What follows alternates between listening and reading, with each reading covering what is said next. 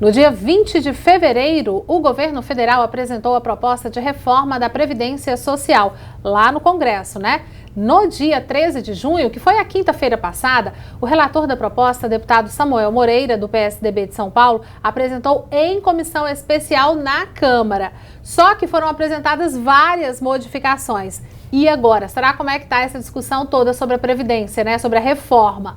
Para saber mais sobre esse assunto, eu converso com o advogado previdenciário Henrique Stebli.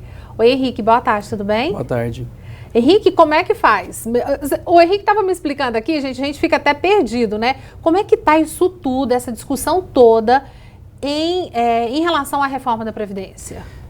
Primeiramente, foi apresentada essa proposta de emenda à Constituição, número 6, lá no início do ano, conforme foi dito.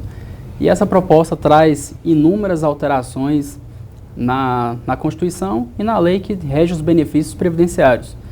E, primeiramente, agora foi passado pela Comissão de Constituição e Justiça para analisar alguns critérios de constitucionalidade da legislação que vai ser alterada.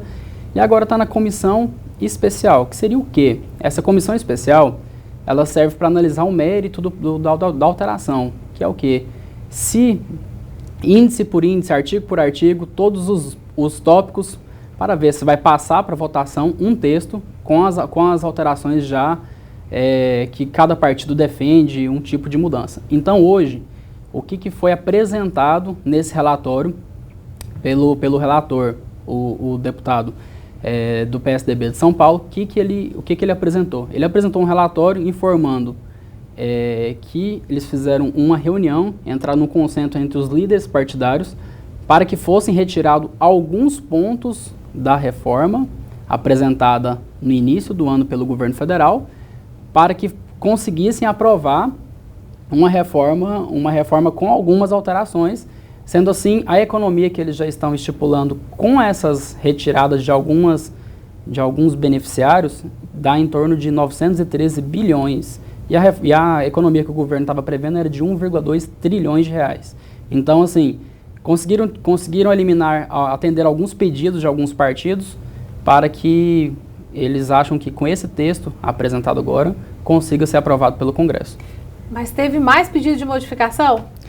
Vão ter novos né? pedidos. Inclusive, hoje, uma das questões mais polêmicas é que, na proposta originária apresentada pelo governo federal, estados e municípios, eles não estão, eles estão participando dessa reforma apresentada pelo governo.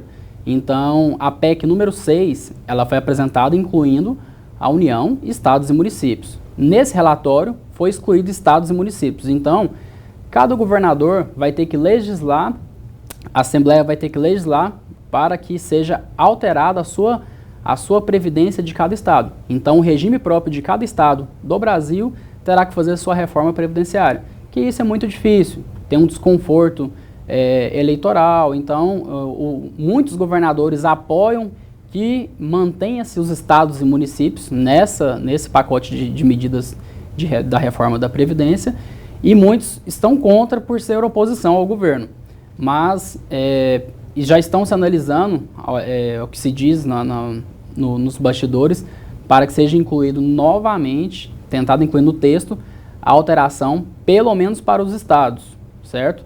E outro ponto que eles estão querendo incluir novamente, inclusive um dos partidos que estão defendendo essa bandeira é o Partido Novo e alguns partidos aliados, é a inclusão novamente do regime de capitalização, que esse regime ele foi excluído desse relatório apresentado no dia 13 de junho agora. Henrique, como é que está a população diante disso tudo? Você que é advogado, que trabalha com isso aí, a população está sabendo o que está acontecendo? Apesar de a gente sempre estar falando, mas ali, o pessoal mesmo que sai cedo para trabalhar, a correria do dia a dia. Olha, tem muita... Está conseguindo acompanhar? Não. Até nós trabalhamos na área, a atualização ela é a todo momento.